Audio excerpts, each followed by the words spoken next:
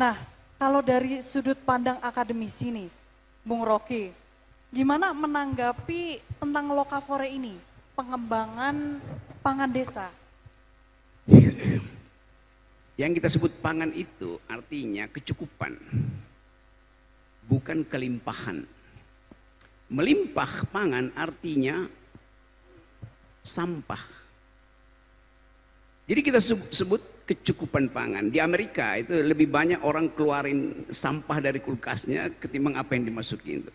Di situ ada kelimpahan pangan. Tetapi bagi Indonesia yang kita tahu bahwa bumi ini menyediakan segala hal, konsep utamanya adalah disparitas pangan.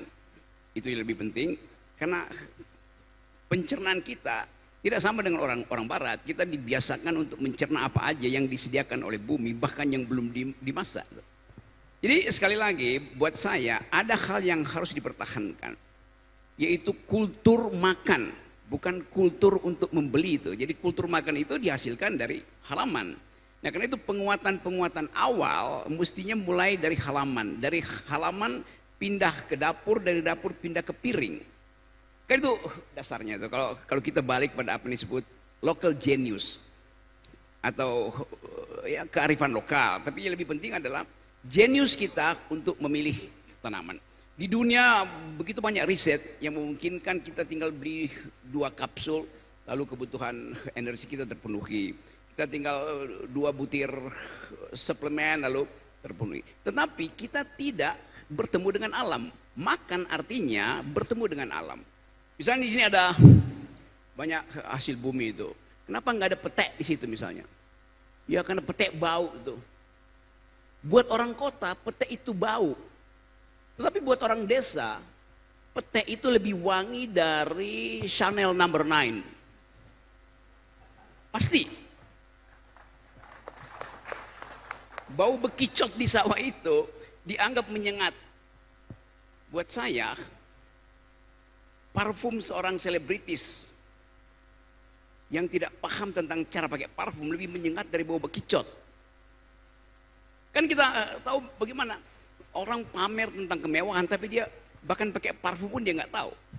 Parfum itu harus dipakai dari jarak 30 cm supaya parfum itu ada alkohol. Kalau Anda pakai parfum 5 cm dari kulit, yang tiba lebih dahulu di kulit adalah alkohol. Kulitnya terbakar, baru parfumnya masuk. Baunya sengit-singit. Jadi kadang-kala pelajaran itu juga yang mesti kita tanamkan pada anak-anak muda di desa. Karena anak muda desa itu berebut parfum tuh. Skincare hidup di mana-mana tuh. Padahal sebetulnya skincare yang paling bagus adalah lumpur yang disediakan oleh alam. Jadi itu yang kita sebut bantuan teknologi untuk meriset. Yang saya khawatirkan adalah desa-desa yang secara digital literarinya itu bagus, tetapi sekarang ada upaya pemerintah untuk menghalangi atau menghambat penggunaan medsos yang bakal tiba di Sumedang, tiba di semua desa terhadap anak-anak di bawah 15 tahun. Di Australia udah ada semacam aturan bahwa anak di bawah 12 tahun, di bawah 15 tahun, bahkan di bawah 12 tahun tidak boleh main medsos. Sekarang kita lihat di desa-desa, anak itu mengakses informasi lewat medsos. Akibatnya otaknya terhubung dengan kota, padahal kakinya ada di sawah. Nah paradoks-paradoks ini saya kira yang mesti dibuat bagus, supaya kita tahu bahwa desa itu ada tempat kita kembali. Itu intinya. Jadi sekali lagi saya senang bahwa di Sumedang ini melek digital, tetapi harus dilatih dengan baik supaya akses terhadap informasi itu tidak menghasilkan yang kita sebut konsumerisme atau konsumtivisme. Itu kira-kira. Jadi kita produksi pangan dari desa, kita produksi kebutuhan pokok kita, tetapi kita halangi produksi informasi itu masuk ke desa. Karena lama-lama akhirnya desa itu sekedar jadi tempat lahan pertanian, bukan tempat bertani. Beda antara lahan pertanian dan bertani. Bertani itu seluruh aktivitas keringat saya, gerak otot saya, kemampuan saya untuk beradaptasi dengan bunyi pohon yang sedang tumbang, alam semesta menghidupkan harapan. Itu satu lokasi yang kita sebut sebagai kesiapan manusia untuk bertemu dengan alam semesta. Jadi di Sumedang ini ya, saya lihat tersedia semua hal. Jadi mungkin sebelum Tuhan menciptakan surga, dia dulu punya KTP di Sumedang. Tepuk tangan dong untuk Bung Rocky. Jadi tadi yang saya tangkap, pangan itu pertama buat kecukupan ya, bukan kelimpahan. Kecukupan tuh. Jadi konsep berkecukupan artinya yang dibutuhkan oleh tubuh biologis kita dipenuhi oleh alam. Yang berlebihan itu pasti jadi sampah. Kan itu prinsipnya kan. Kita makan untuk sesuatu yang menghidupkan harapan bahwa besok kita akan makan tuh. Tapi kalau kita berpikir kita makan hari ini supaya minggu depan kita masih ada makan, maka kita timbun makanan. Begitu timbun makanan, fermentasi terjadi dalam 24 jam, dia langsung jadi sampah tuh. Nah itu pengaturan itu bisa dibantu oleh teknologi itu. Wah, jumlah energi, kalori kita, protein, berapa, supaya kita tidak mengambil melebihi yang disediakan oleh bumi. Nah, sekarang ada food estate macam-macam, tapi saya termasuk orang yang pengkritik food estate itu. Karena itu semacam arogansi terhadap alam itu. Alam memberi kita kesempatan untuk menikmati dengan cara yang beradab, tapi food estate itu bumi dipupuk segala macam tuh, dipakai teknologi dan berlebihan akhirnya tuh. Padahal misalnya pemerintah memang menginginkan ada stok pangan yang tersedia. Tetapi kalau stok pangan itu diwujudkan dengan cara merusak alam, maka alam akan marah pada kita kan. Saya tahu bahwa pemerintahan Pak Presiden Prabowo berupaya untuk menyiapkan kondisi dasar supaya ada ketersediaan pangan, ada ketersediaan protein. Tetapi sekali lagi kita tahu bahwa Indonesia punya begitu banyak varietas pangan, itu bukan beras aja tuh. Jadi mungkin itu yang bisa diunggulkan. Kita sibuk bikin food estate di Papua dan akan ada 20 juta hektar akan dibabat hutan itu. Sementara 2 jam terbang dari Papua ke arah Darwin, di situ ada, Darwin itu adalah negara bagian paling utara dari Australia. 2 jam terbang dari Papua, kita tiba di Darwin ada penelitian tentang sagu. Lama-lama bahannya nggak ada karena sagunya dipapas di Papua kan. Jadi yang saya sebut sebagai keanekaragaman pangan itu lebih penting daripada satu monokultur pangan. Jadi kita juga mulai menganggap bahwa ya makan nasi itu kan ya kebutuhan orang kota tuh. Ya sedikit-sedikit kita boleh makan nasi. Tapi dari tadi saya makan hal-hal yang sebetulnya ditumbuhkan dari halaman rumah mak-mak. Tidak mungkin padi itu dari halaman rumah. Tapi pangan yang tersedia di kita itu didasarkan pada keinginan kita untuk menghemat energi produktivitas kita sambil membayangkan bahwa hidup sehat itu adalah pertaruhan peradaban. Oke, boleh tepuk tangannya dong untuk Bung Rocky. Nah, jadi tadi itu salah satu untuk menikmati alam itu dengan memanfaatkan apa yang ada di alam. Jadi bukan menimbun gitu ya, Bung Rocky. Kalau menimbun itu tadi katanya sifat konsumerisme. Jadi bagaimana Bung, pemerintah itu bisa mengurangi dan menghilangkan kultur itu Bung? Karena memang sekarang ini tidak bisa disangkal, nyatanya kecepatan penyebaran informasi itu memang sulit untuk ditahan gitu. Tadi ada berita Pak Prabowo bertemu dengan Menteri Informasi Digital itu untuk mengatur kualitas informasi yang tiba, terutama pada anak-anak muda. Kan kita tidak lihat lagi, ada kecepatan berpikir anak-anak muda itu, kalau dia nggak mampu berpikir cepat, dia tanya pada ChatGPT itu. Kalau dia tak mampu untuk berpikir mendalam, dia berupaya untuk mencari tahu. Nah sebaiknya kita ingin supaya anak-anak muda ini memproduksi kuriositas, supaya kalau dia bertanya ke artificial intelligence, betul-betul pertanyaan yang mendalam. Yang kita sebut ChatGPT itu semacam tempat dikumpulkannya problem. Jadi kalau problem yang kita tanyakan, problem yang dangkal-dangkal, lama-lama ChatGPT bilang, oh ya Jawa Barat itu pertanyaannya dangkal. Itu artinya manusianya dangkal juga tuh. Jadi itu yang saya maksud, anak-anak muda desa itu ajukan pertanyaan yang berkualitas, tajam, supaya ChatGPT tidak bisa menjawab. Gitu. Kalau bisa dijawab ChatGPT, itu artinya pertanyaan dangkal. Nah di situ kita belajar. Jadi saya kira itu baik buat kepala desa seluruh Indonesia. Ajarkan pada masyarakat baru kita, pada anak-anak muda kita, Gen Z itu untuk mengajukan pertanyaan yang paling fundamental itu. Misalnya, coba tanya pada ChatGPT, apa beda antara pohon dan sungai? ChatGPT pasti akan jawab secara gampang. Sungai itu menghidupkan pohon. Karena itu sungai akan melalui akar-akar pohon.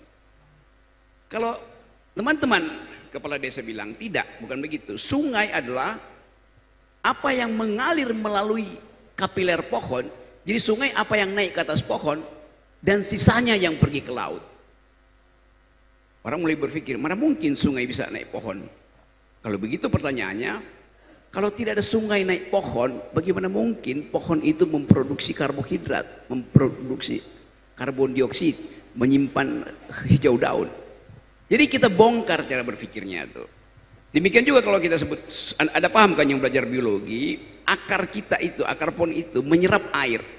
Air yang naik ke atas pohon, tiba di daun oleh matahari, diubah menjadi energi. Sisanya malam hari jatuh ke bumi. Lalu jadi sumber para sastrawan untuk membuat puisi bahwa embun pagi engkau telah selamatkan hidupku. Karena semalam aku tak tahu panas apa yang ada di dadaku. Tumbuh inspirasi.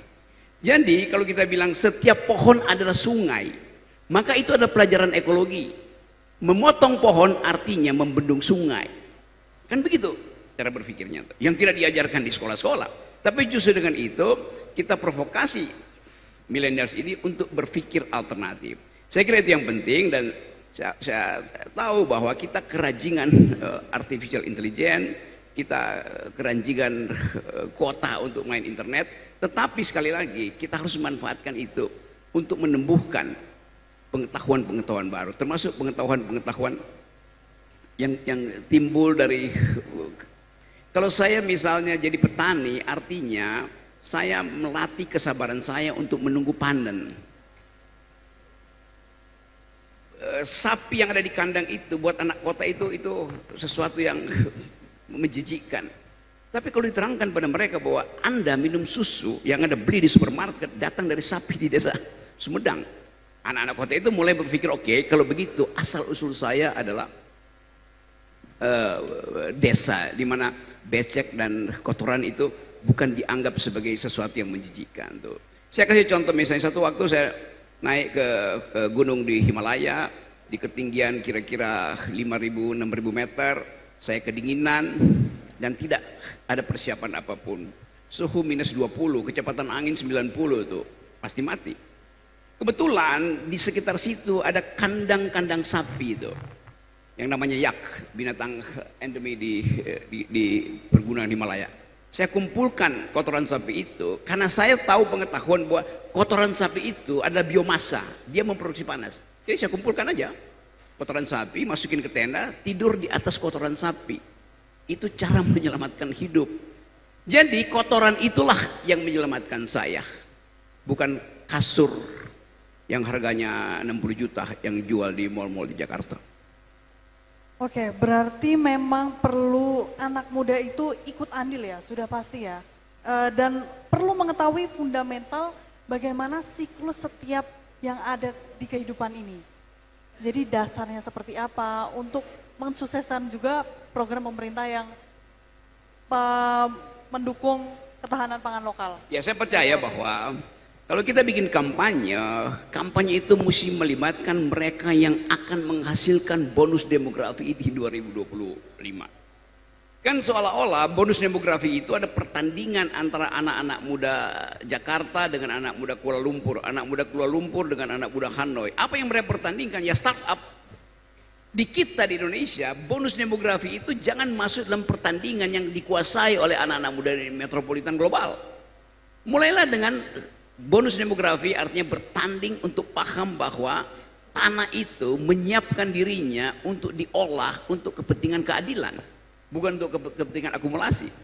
Jadi kalau kita ingin masuk pada tema bonus demografi, saya kira Departemen Dalam Negeri punya data tentang siapa yang potensial untuk memimpin ke depan.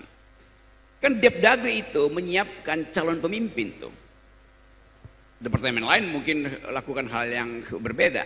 Tapi sekali lagi, memimpin artinya menghasilkan manusia yang mampu mengurai masalah dan mampu menyimpan perencanaan, bukan memamerkan perencanaan. Minimal dia bisa mengurai masalah tuh. Nah, masalah kita hari ini di tingkat ekologi bumi itu adalah soal lingkungan. Jadi anak-anak muda Indonesia mestinya bersaing untuk menghasilkan bonus demografi di bidang lingkungan, bukan di bidang teknologi komputer yang pasti kita tercecer oleh anak-anak muda di Cina, Vietnam, dan Thailand. Jadi harus ada segmen, termasuk di dalamnya untuk menyiapkan daya tahan pangan kita tuh, dan menyiapkan anak-anak muda yang paham tentang ecological footprint, do speak environmental ethics. Itu artinya mempersiapkan kita untuk paham bahwa kita punya daya tahan pangan karena kita mengerti hubungan antara manusia, padi, duren, dan tanah. Itu dasarnya. Teknologi hanya membantu itu. Jadi bonus demografi bagi desa artinya bersaing di bidang ekologi, bukan di bidang teknologi. Kira-kira itu. Baik, terima kasih banyak Bung Rocky. Setelah berdiskusi melalui kacamata pemerintah pusat, seorang akademisi, dan juga seorang petani organik yang melakukan implementasi nyata, saya juga mau dong berdiskusi dengan kacamata pemerintah daerah. Jadi Bapak Sekda, bagaimana Pemda ini dapat berkontribusi dalam memperkuat ketahanan pangan desa, Pak? Apa kira-kira peran spesifik yang dapat diambil oleh Pemda Jawa Barat? Silakan Bapak. Oke, terima kasih. Sebelum saya berbagi informasi, pengetahuan, pengalaman terkait dengan pembangunan di bidang ketahanan pangan di Jawa Barat, izinkan atas nama Pemda Provinsi Jawa Barat, atas nama Pak Penjabat Gubernur Jawa Barat, mengucapkan selamat Hari Desa. Tepuk tangan untuk desa. Desa kuat, kecamatan pasti kuat, kabupaten kota kuat, provinsi kuat, Indonesia kuat. Jadi kalau ingin Indonesia kuat, mulai dari desa. Dan salah satunya kita mulai dari sektor pangan. Bapak Ibu sekalian, saya ingin coba menyoroti dua hal. Ya, bicara pangan dari perspektif konsumsi, yang kedua dari perspektif produksi. Dan saya akan berbicara tentang data, karena harus based on data. Good data, good decision, good result. Datanya bagus, pengambilan keputusan kita juga akan bagus, dan hasil akan bagus. Seperti itu bisnis prosesnya. Makanya kami akan mulai dari data-data. Terkait dengan konsumsi, Bapak Ibu sekalian, konsumsi kita di Jawa Barat untuk pangan, paling tidak untuk 12 komoditas pangan, beras, ya, telur, ayam, daging ayam, cabai rawit, ya cabai merah, dan lain sebagainya, ada 12 komoditas pangan, 8 kita surplus, ya, dan 4 komoditas kita defisit. Salah satunya yang membuat sedih begitu sebagai orang desa, karena saya juga Pak Rocky, Pak Dirjen dari desa, saya dari Situraja, asli Sumedang, yakni komoditas cabai rawit, yang sejatinya kalau merujuk yang sampaikan Pak Rocky tadi, itu bisa mulai dari halaman, sangat sederhana, sangat mudah, tidak ada pabrik hese kalau kata orang Sumedang. Ya, cabai rawit konsumsi di Jawa Barat per tahun adalah 42.000 ton. Ya, konsumsinya, produksinya itu baru 35.000 ton. Berarti kita defisit 7.000 ton. Ya. Silakan dihitung berapa? Ya, per tahun kurang lebih 329 miliar. Hanya untuk konsumsi cabai rawit, yang sebetulnya kita bisa bicara tentang kedaulatan pangan mulai dari hal yang kecil, daulat cengek, daulat cabai rawit. Pertanyaannya, siap tidak desa? Siap tidak kita semuanya untuk daulah, ya, mandiri bidang pangan mulai dari cabai rawit saja? Bapak Ibu, saya mencoba ngobrol dengan ratusan, bahkan mungkin sudah ribuan ibu-ibu. Karena berbicara cabai rawit, berbicara dapur, itu berbicara ibu-ibu. Ya, termasuk nyonya, Inung Budak juga hadir yang di sini. Karena yang dibicarakan urusan pangan ini, katanya penting, jadi hadir langsung. Bapak Ibu, ternyata, ya, saya coba cek-recek di beberapa kabupaten, konsumsi cabai rawit, ya, bawang daun dan lain sebagainya, tiap hari tidak kurang dari 5.000 rupiah. Rp5.000 dikali 30 satu bulan, Rp150.000 hanya untuk konsumsi cabai rawit. Satu desa itu tidak kurang dari 1.000 umpi, tidak kurang dari 1.000 kakak. Faktanya ada yang 2.000, 3.000, bahkan ada yang 5.000 kakak. Kita ambil yang kecilnya aja, 1.000 kakak. 1.000 kali 150.000 konsumsi rumah tangga di kita per desa 150 juta per bulan. Kali 12, 1,8 miliar. Dana desa saja hanya 1 miliar. Apabila ibu-ibu di desa menanam ya cabai rawit di halaman rumah, ya maksakeun maneh cikaracak ningang batu laun-laun jadi legok. Mun kayang tangtu pareng, manjada wajada. Nanti kita lihat bagaimana desa Ciberem ya mulai bisa mengedukasi sehingga warga masyarakatnya punya nyali untuk ya tadi menanam cabai rawit di halaman rumahnya masing-masing. Tepuk tangan untuk Pak Kades Ciberem Kulon ya. Dan itu salah satu kenapa desa ini menjadi lokus untuk Hari Desa tahun 2025 ini. 1,8 Pak. Saya coba kalikan jumlah desa di Jawa Barat itu ada 5.311 desa. Hanya untuk Jawa Barat kita bisa nabung 1 tahun 9,5 triliun. Hanya dari cabai rawit. Dengan asumsi kebutuhan rumah tangga untuk cabai rawit ngambil dari halaman dan uang yang 5.000 disimpan di kenceleng. Uang yang 5.000 ditabung, maka akan terkumpul satu desa 1,8 miliar. Gila enggak? Luar biasa Bapak Ibu. Tapi pertanyaannya, berapa desa yang aware dengan penguatan pangan? Ya. Berapa banyak di antara kita yang memberikan perhatian terhadap pentingnya penguatan pangan? Dan dimulai dari hal-hal yang kecil, mulai dari halaman kita. Saya diskusi dengan ibu-ibu. Ibu, bisa enggak ibu nanam cabai rawit? Pak, saya punya ayam. Atau udah punya ayam kalau bahasa Sundanya. Ibu kan bisa pakai pagar halamannya.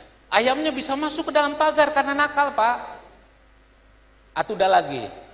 Ibu kan bisa dipakai karatan, pakai bambu dikatasin atau digantung. Ya. Pak, ayamnya bisa terbang. Susah. Ini masalah mental model Bapak Ibu. Jadi sejatinya kita bisa mulai bukan dari APBD, dari komitmen kita kemudian mengedukasi masyarakat ya agar punya kepedulian terhadap pangan ini. Dan mulai dari cabai rawit. Karena ibu-ibu berdasarkan riset kami kalau sudah nanam cengek tidak mungkin tunggal cengek. Pasti ada bawang daun. Ya pasti ada bawang merah, pasti ada seledri dan lain sebagainya. Dan kalau itu kita lakukan terstruktur, masif ya dan sistemik TSM, ini kan dahsyat. Dan tidak perlu pakai APBD, tidak perlu pakai APBN. Ada mobil, pakai mobil. Tidak ada mobil, pakai motor. Tidak ada motor, pakai sepeda. Tidak ada sepeda, pakai kaki. Apa susahnya? Ini kan masalah komitmen. Mau apa tidak? Kuncinya itu Bapak Ibu. Percuma kita diskusi panjang lebar. Kalau kita tidak punya nyali untuk melakukan hal-hal yang kecil. Kami sedang mengikhtiarkannya. Dan Hari Desa ini bagi kami Jawa Barat adalah momentum. Ya Bapak Ibu kepala desa, perangkat desa, ayo. Mudah kok. Hanya memang harus berulang-ulang. Ya, harus berulang-ulang. Mungkin 1 kali edukasi tidak cukup, bahkan 10 kali aja tidak cukup. Kalau perlu 100 kali kita edukasi. Kata Socrates tidak ada yang unggul, yang ada adalah repetition. Siapa yang mengulang-ulang, dia yang akan sukses. Itu saya kira salah satu yang kami lakukan. Saya berbicara cabai rawit kemana-mana. Kalau di Sunda namanya cengek. Saya bukan melihat cengeknya, itu kecil banget. Tapi masalah produktivitas. Dan hari ini kita kekeringan terkait dengan produktivitas. Itu Bapak Ibu satu perspektif dari sisi konsumsi. Yang bisa kita selesaikan mulai dari beranda rumah kita, mulai dari halaman rumah kita. Yang kedua dari sisi produksi. Bapak Ibu, dari 12 komoditas yang paling krusial adalah beras. Produksi gabah kering giling di Jawa Barat, posisi terakhir 2024 ini 8,5 juta ton. Tahun sebelumnya 9,1 juta ton. Ada pengurangan 600.000 ton. Tentu ini sinyal kuat bagi kami untuk melakukan konsolidasi. Kenapa ada penurunan produksi pangan khususnya gabah kering giling ya menjadi 8,5 juta ton atau ekuivalen kurang lebih 4,1 juta ton beras. Ternyata salah satunya Bapak Ibu 4 tahun terakhir terjadi pengurangan lahan sawah dilindungi. LSD kita berkurang.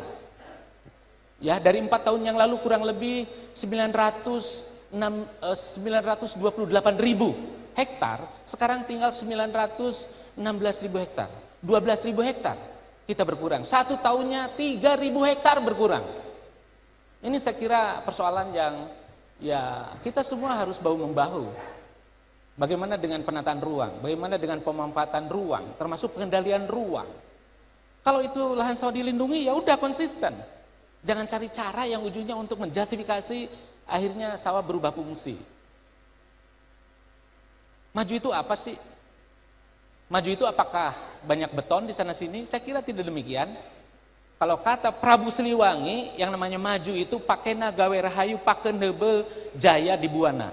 Pakena kerta bener, paken nanjer juritan.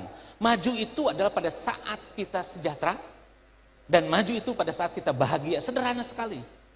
Kalau dalam bahasa Jawa Barat namanya gemah ripah repe rapih, sejahtera dan bahagia. Dan itu harus mulai dari rumah, dan itu harus mulai dari desa, dan salah satunya adalah pangan. Siapa daulat pangan, siapa yang kuat pangannya, dia yang akan eksis.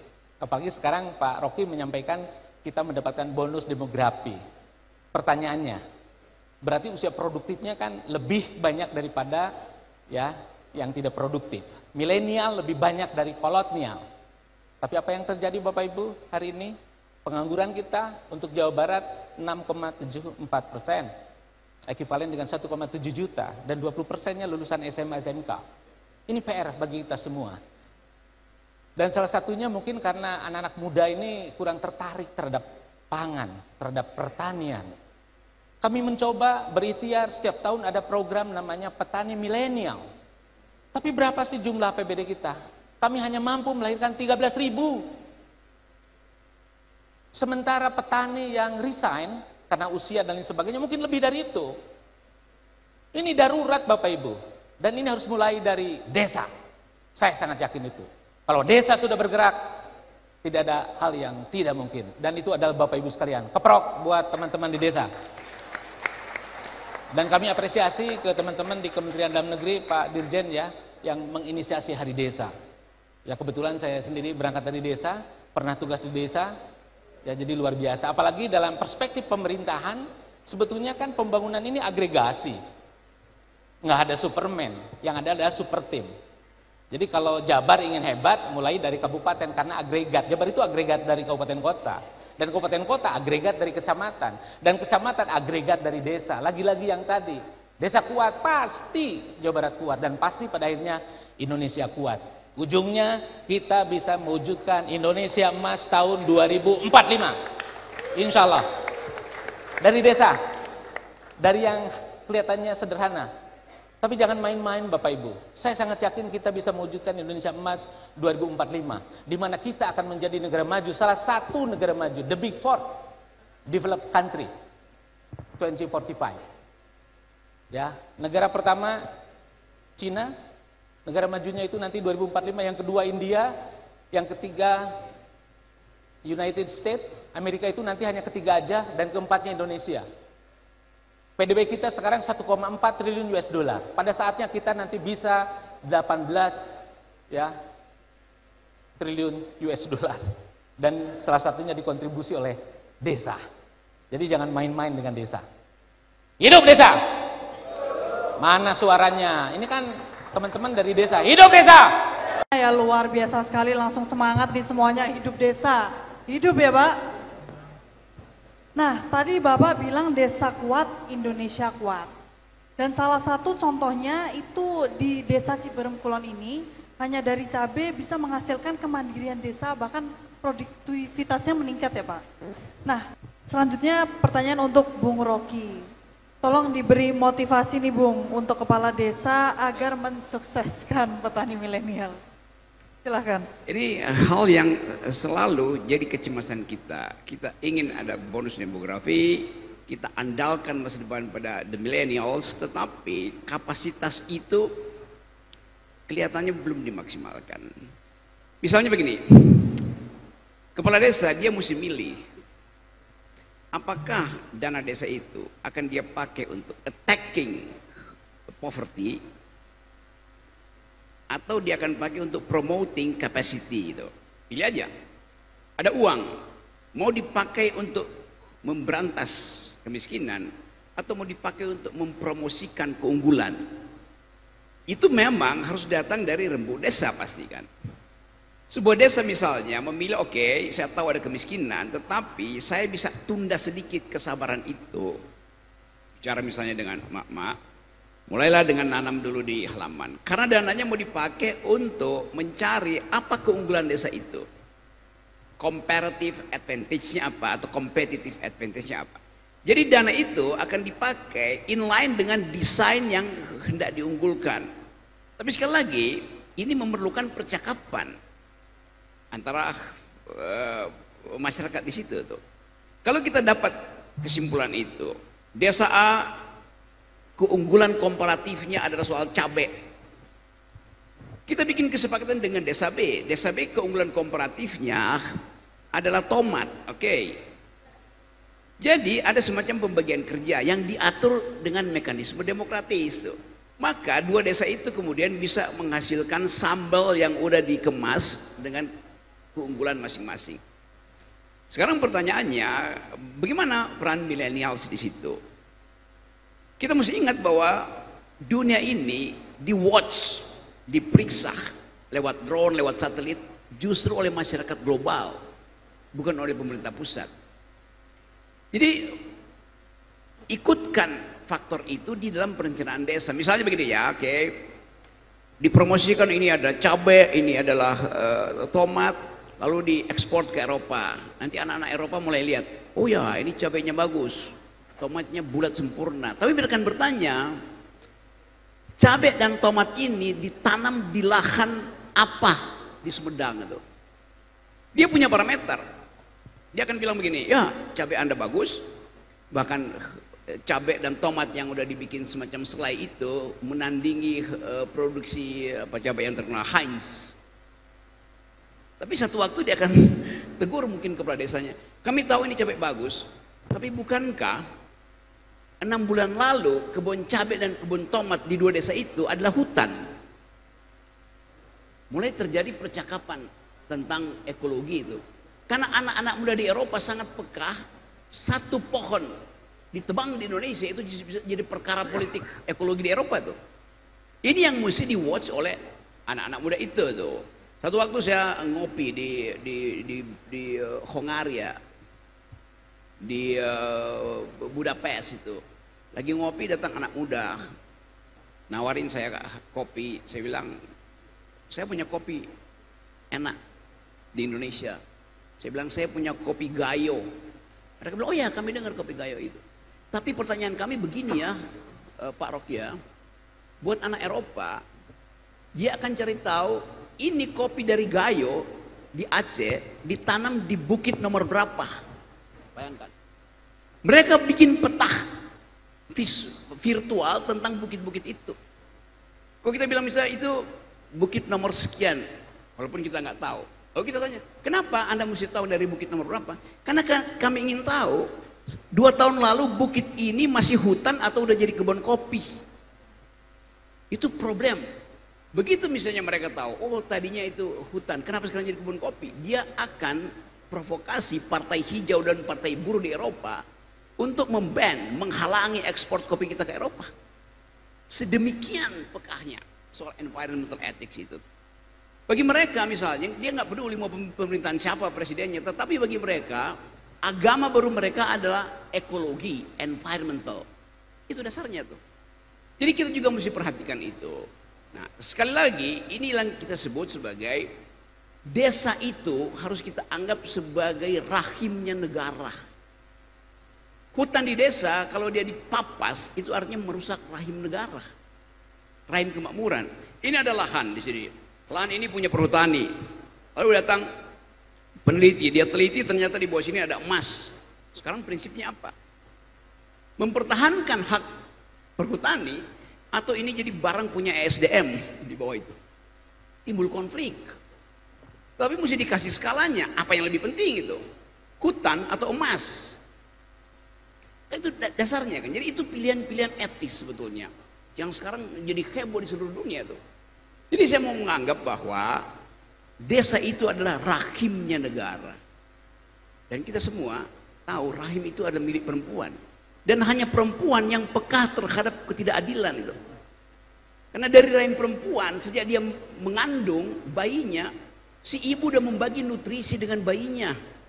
Jadi ibu, mama itu adalah guru besar ilmu keadilan pertama di dunia melalui rahimnya.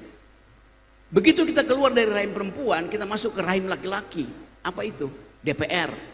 Apa itu? Munas partai. Yang tidak peka pada keadilan. Jadi bayangkan desa yang merawat kehidupan bayi masa depan, begitu bayinya lahir, dia diternakkan di partai politik yang tidak punya perspektif tentang ekologi, tidak punya perspektif tentang justice. Jadi ini hal yang saya kira penting untuk kita bicarakan, dan karena itu saya anggap bahwa desa itu adalah sumber kasih sayang yang sempurna itu. Dua remaja saling jatuh cinta di desa, di pematang sawah karena mengejar kunang-kunang yang sama. Di kota, dua remaja jatuh cinta karena berebut handphone terbaru untuk selfie-selfie itu. Lain. Bahasa batinnya lain tuh. Jadi saya selalu kembali ke desa karena saya tahu di situ ada kejujuran. Saya ingin Sumedang mempromosikan lebih dahulu bahwa kejujuran di Sumedang itulah kejujuran karena kita ngerti, paham bahwa Sumedang adalah desa, desa adalah rahimnya negara. Terima kasih banyak Bung Rocky. Gimana Bapak, sudah menjawab? Oke. Tepuk tangan, tepuk tangan. Iya. Dari Desa Pagaitan, Kabupaten Toli-Toli, Provinsi Sulawesi Tengah. Saya langsung saja Pak, saya mau curhat sedikit dengan Pak Dirjen. Ya. Ini jujur saya baru 3 tahun terpilih menjadi kepala desa. Ya. Saya juga terima kasih kepada pemerintah pusat yang sudah membantu kami dengan dana desa yang walaupun cuma 700-an. Sedikit saya curhat, desa saya itu 100% rawa. Ya. Tetapi puji Tuhan, setelah saya terpilih, karena ini program saya mengeringkan itu rawa. Dan puji Tuhan, sampai hari ini desa saya kering. Dan sudah bisa menghasilkan jagung. Ya. Saya tertarik datang ke sini, jujur saya ini desa tidak ada desa juara. Ya. Tapi saya tertarik kenapa topik hari ini ketahanan pangan nasional. Dimulai dari desa. Dan menjadi swasembada pangan. Ya. Saya hari ini, jujur, ya kemungkinan, mungkin tidak percaya, untuk Kabupaten Toli-Toli desa saya sudah menjadi desa penghasil jagung. Ya. Karena boleh dikata hampir setiap hari ya petani itu jual jagung ke kota. Ya. Cuma kendala di sini ada 2 hal. Ya. Yang pertama jalan. Jalan yang mau masuk ke kantong produksi itu, yang penghasil jagung itu, tahu sendiri kalau namanya tanah rawa. Kalau datang hujan biar motor susah. Jalan pasti tenggelam. Ya. Yang berikut, yang kedua, seperti Ibu Maria tadi ya, yang membuat petani malas itu ketika saat panen, harga jatuh. Jadi lewat kesempatan ini, saya minta kepada pemerintah pusat, tolong perhatikan 2 hal ini kepada kami desa-desa yang belum punya jalan dan kepastian harga. Jujur kemarin sampai masyarakat saya hampir loyo mau tanam jagung. Kenapa? Harga 3.000 Pak. Saya sangat sepakat dan saya sangat setuju dengan Menteri Pertanian yang larang itu impor. Saya sepakat. supaya kami petani senang. Jujur Pak, saya kalau jagung itu bisa dapat 5.000, senang saya. Karena saya ini petani. Ya.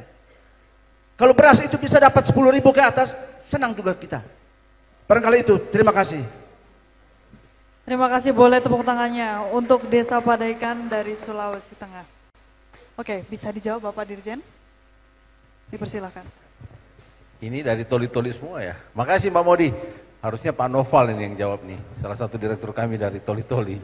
Baik, singkatnya kalau saya tangkap tadi adalah bagaimana untuk mendukung infrastruktur di pedesaan, termasuk jalan desa. Nah gini, Kadis PMD-nya ada Kadis PMD Sulawesi Tengah atau Toli-Toli? Oke, nanti. Baik, kami catat ya, saya minta tolong Pak Sesdijen, Pak Murtono, Pak Noval dengan Bu Lucia, direktur kami, Pak Bahri ini, perencanaan keuangan desa ini pakarnya. Satu hal yang memang selama ini tidak terlaksana atau tidak terjadi di setiap pemerintah daerah adalah kadang-kadang masing-masing sektor, Bung Rocky, itu jalan sendiri-sendiri. Maksud saya begini, OPD, Lembaga Teknis Daerah atau Badan Daerah, ya kan, yang melaksanakan urusan konkurennya di daerah kabupaten kotanya, itu dia one man show. Dia tidak berkolaborasi, dia tidak bersinergi bahwa pekerjaannya dia itu adalah pekerjaannya kepala daerah. Dia merasa itu adalah pekerjaannya kepala dinas. Padahal itu dipimpin dia pembantu kepala daerah. Apapun dinasnya, apapun lembaga teknisnya maksud saya. Oke? Itu hilirnya, spotnya, objeknya itu adalah di desa atau kelurahan. Oke? Berikutnya adalah ketika dia melakukan program kegiatan sesuai dengan apa yang menjadi programmingnya, apa RPJMD, RKPD, setiap periodik di daerah itu, ketika dia turun ke desa, dia tidak mengajak salah satu dinas sebagai ketua kelasnya desa. Dinas PMD tidak diajak bicara. Sehingga dia bahwa saya dinas pertanian, dia urus pertanian aja. Saya dinas perhubungan, saya urus perhubungan aja, moda transportasi dan seterusnya. PUPR, saya demikian. Padahal ini harus dimoderatori, harus disinergikan, harus dikolaborasi. Kenapa? Yang paling tahu peta desa itu adalah teman-teman di dinas PMD. Bro, Anda dinas perhubungan, tar dulu, bangun di situ sudah berlapis-lapis, hot mic bahkan. Tapi kita butuh sekian jalan desa. Oke lah dia nggak usah hitam, minimal masih kuning dulu tapi sudah berkerikil. Itu dibuka. Kenapa? Itu akses untuk pertanian, akses untuk pangan dan seterusnya. Kenapa jadi mahal? Dia penghasil pangan, dia penghasil beras, dia penghasil jagung, dia penghasil buah-buahan. Tapi kok di kabupaten itu mahal? Karena itu tadi, orang akan mengambil hasilnya dari daerah lain, itu transportasinya mahal. Nah ini tidak dimoderatori sehingga dibutuhkan kerjasama lintas OPD. Harus dimoderatori bahwa tolong ini diprioritaskan. Jalan dulu yang di sini dulu diprioritaskan. Jangan dulu hot mic di sana. Masih ini yang lebih priority. Begitu juga sampaikan kepada dinas PUPR atau Cipta Karya. Sampaikan bahwa ini butuh pengairan supaya nanti tadi tidak kering itu. Kalau tidak seumur nanti sampai kiamat di kampung kami ini tidak akan ada sawah kecuali sawah tak ada hujan yang mungkin itu secara periodik juga. Nah, ini menjadi tantangan bagi kami. Kami sudah sampaikan ke internal kami. Kami sendiri di Kemendagri Bina Pemdes itu, saya sudah mengajak teman-teman saya para direktur bahwa Anda akan membangun desa, Anda akan menata desa serepublik ini, harus kita ajak teman-teman baik internal maupun eksternal. Maksud saya, kalau kami menata desa, harus kami undang teman-teman yang mengampu kepala daerah, supaya kepala daerah itu juga bagaimana menata desanya. Jangan kami cuma karena habitnya dengan ekosistem pemerintah desa, yang kita undang kepala desa directly. Teman-teman kami di OTDA misalnya, begitu juga di Bangda ketika menyusun RPJMD, RKPD yang akan inline, bridging antara RPJMD dengan RPJMD misalnya, dengan RPJMN misalnya. Nah kami akan undang juga Bangda, lintas komponen. Begitu juga dengan kementerian lembaga. Kami sampaikan kepada teman-teman saya. Kita sering diundang ke Menko, kementerian terkait. Nah suatu momen kita undang mereka juga. Ada apa dengan desa? Atau apakah Anda melek desa hari ini? Sejauh-jauhnya kita membangun republik ini, kalau tidak sampai ke desa, itu tidak sampai di hilir. Hanya akan sampai di pada sasaran by program kegiatan, mungkin by DIPA, mohon maaf. Tapi kalau misalnya kita akan mendapatkan outcome yang dicita-citakan oleh Bapak Presiden, ya, dan Bapak Presiden dengan semua rencana pembangunan yang sudah didesain sedemikian rupa, baik secara periodik, tahunan, menengah, bahkan jangka panjang, harus kita lakukan kolaborasi seperti itu. Harus kita sampaikan bahwa Anda tidak bisa one man show menyelenggarakan urusan pemerintahan di daerah. Begitu juga sampai dengan tingkat desa. Kami akan coba, mohon doanya, ini akan menjadi prototipe baru kami bagaimana membangun desa ke depan. Saya jujur pribadi sebagai orang desa juga terharu. Sehingga memang ketika diamini oleh Pak Menteri mengendorse untuk berkenan ditetapkannya Hari Desa sebagai dengan ketetapan Presiden. Nah, menurut hemat kami kita akan mulai melek desa. Tiap hari desa, kita agungkan desa itu. Jangan desa itu kita abaikan. Jangan lagi menjadi desa yang saya bilang tadi pagi itu tidak dirindukan gitu. Nah, sehingga termasuk di Toli-Toli tolong kami disampaikan data yang presisi, betul-betul yang reasonable. Kenapa? Sudah berapa lama lahan di sana itu yang tidak tersentuh pengairan misalnya. Dinas PUPR-nya apa seperti apa? Dinas perhubungannya itu bagaimana sehingga tidak ada jalan desa. Toh kalau tidak ada jalan menurut PUPR ada jalan tani. Ya kan? Nah, ini butuh kolaborasi. Supaya tidak masing-masing one man show sesuai dengan tusinya masing-masing sehingga programnya kadang-kadang bisa melipur lara misalnya. Nah, ini saya kira butuh evaluasi kita dan saya yakin semuanya sudah melakukan dengan sangat maksimal di setiap level pemerintahan. Namun tolong ya, ini melalui sebuah pergumulan yang luar biasa, ini sebuah ikhtiar, mudah-mudahan kalau kita menata desa karena apa? Warganya itu tinggalnya di desa. Ya kan? Semua warga kita ini hampir 280 juta penduduk Indonesia hari ini itu tinggalnya di desa atau kelurahan. Enggak ada yang tinggal di antara langit dan bumi. Kalau kita tidak agungkan desa dan kelurahan, lalu siapa yang akan kita gitu? Nah, ini mudah-mudahan mohon izin ya ke depan akan menjadi tantangan bagi kami juga di level pemerintah pusat akan berkolaborasi bersinergi dengan teman-teman kementerian lembaga, para expert untuk melihat gitu. Pemerintah hanya memberikan guidance, patron sebagai regulator di sana. Tapi kita butuhkan riset, survei membuktikan data seperti ini, hasil yang presisi. Kita coba akan elaborasi, kita punya namanya ada evaluasi perkembangan desa kelurahan yang akan kita upgrade terus. Kita kolaborasi dengan BPS tentang PODES dan beberapa indeks-indeks yang berkaitan dengan irisan dalam rangka pembangunan desa ke depan. Terima kasih masukannya dari Toli-Toli. Ini akan menjadi pekerjaan rumah bagi kami dan insya Allah akan memantik kerja keras kami ke depan untuk membangun desa yang kita banggakan. Terima kasih. Baik, terima kasih. Boleh tepuk tangannya. Berarti memang perlu kolaborasi dari berbagai unsur ya Pak, bukan hanya pemerintah saja yang memberi regulasi, tapi masyarakat juga perlu implementasi, begitu ya. Oke, sudah tiba juga di penghujung acara kita pada kali ini. Jadi untuk menutup acara nih, kita akan bertanya masing-masing closing statement dari masing-masing narsum yang sudah ada di depan kita semua. Oke, dimulai dari Bung Rocky. Boleh diberi closing statementnya Bung, silakan. Istilah closing statement itu seolah-olah menyelesaikan persoalan. Padahal kita baru membuka persoalan. Jadi yang diperlukan bukan closing statement, tapi closing ideas. Ide penyimpul, itu maksudnya tuh. Kita mau simpulkan bahwa kita cicil energi kita untuk bertahan di dalam keadaan yang memungkinkan kita frustrasi. Hari-hari ini kita dalam suasana frustrasi. Melihat perkembangan politik yang masih penuh gejala, intip-mengintip antar partai, sikut-menyikut antar tokoh, ketidak konsistenan di dalam kabinet, karena itu sangat mungkin akan ada evaluasi oleh Presiden Prabowo dalam 100 hari ke depan. Tetapi yang harus jadi permanen adalah keinginan kita untuk merawat republik ini. Republik itu dimulai dari desa. Kepala desa itu lebih penting dari kepala negara. Kita ya tanpa kepala negara kita hidup, tapi tanpa kepala desa kita nggak tahu apa yang akan diucapkan oleh tetangga saya pada saya. Karena kepala desanya mungkin lagi pakai baju rompi oranye di KPK. Jadi sekali lagi saya ingin supaya kita rawat republik ini. Republik dari awal dimaksudkan untuk menghasilkan kebaikan bersama. Itu dasarnya. Tapi kita mulai cemas bahwa oke, ada Pak Prabowo ingin supaya ekonomi tumbuh 8% itu. Walaupun sekarang kabinetnya mulai ubah sedikit, kan 8% itu dianggap susah untuk dicapai. Oke, menuju 8%. Waktu menuju 8% artinya akan ada ecological footprint.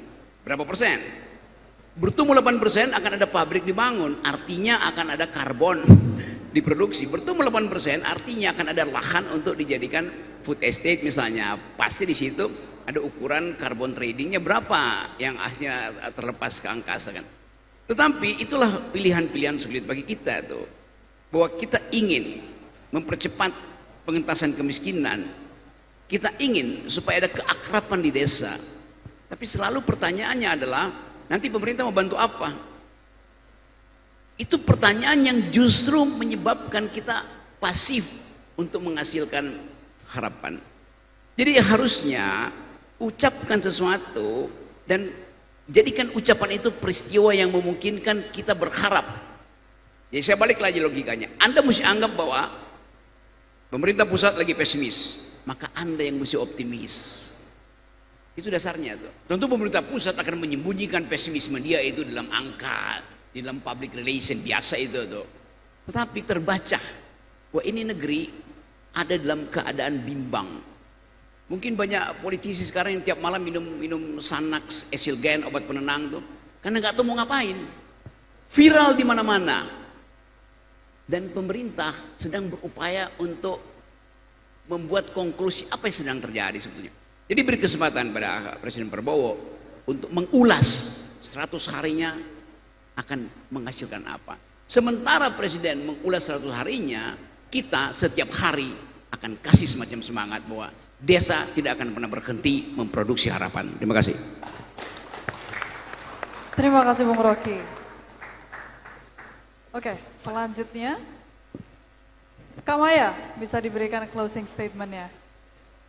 Negara agraris bukan sekedar identitas bangsa kita, tetapi itu merupakan jiwa kita karena kita dilahirkan oleh Ibu Pertiwi di bumi yang memiliki sumber daya yang luar biasa. Sehingga ketahanan pangan itu merupakan hak dan juga kewajiban kita bersama. Maka kalau nanti desa bisa mampu mandiri secara ketahanan pangan, bangsa ini juga pasti. Terima kasih banyak Kak Maya, boleh tepuk tangannya. Selanjutnya kalimat penutup dari Bapak Sekda Jawa Barat. Oke, Bapak Ibu sekalian, saya ingin mengambil quote ya dari Bapak Presiden kita. Beliau seringkali menyampaikan quote ini, dan quote ini diambil dari seorang sejarawan dari Yunani, namanya Thukydides, dalam bukunya The Peloponnesian War. Ya, ini luar biasa. Ya, quote ini menginspirasi banyak negara sehingga mereka saat ini menjadi negara maju. Ya, quote yang disampaikan oleh Bapak Presiden Prabowo mengutip dari Thukydides seperti ini. The strong will do what they can, and the weak suffer what they must. Sekali lagi, the strong will do what they can, and the weak suffer what they must. Yang kuat akan melakukan apa yang dia mau, dan yang lemah akan menderita karena kelemahannya. Pilihannya, apakah kita ingin desa kuat atau desa lemah? Bapak Ibu, kuat atau lemah? Saya kira kita sepakat, kita mengharapkan desa kuat, karena kalau desa kuat, kecamatan kuat, kabupaten kuat, provinsi kuat, Indonesia akan kuat. Dan desa kuat hari ini dimulai dari pangannya harus kuat. Ya, pangannya harus kuat. Ya, saya kira itu luar biasa Bapak Ibu, dan bisa kita lakukan, dan kita bisa mulai dari beranda rumah, dan kita bisa mulai dari ibu-ibu sebagai motor penggeraknya. Kenapa saya banyak meng-highlight ibu-ibu? Karena ibu-ibu adalah salah satu ras terkuat di muka bumi ini. Kalau ibu-ibu bergerak, selesai urusan. Betul nggak, ibu-ibu? Itu baru dari ibu-ibu. Tentu nanti bapaknya, anggota keluarganya, ini sangat luar biasa. Insya Allah ya, Indonesia mandiri pangan, Indonesia daulat pangan bisa kita wujudkan. Dan tentu kuncinya Ya agar bisa mulai dari desa, hadirkan rasa cinta ke desa.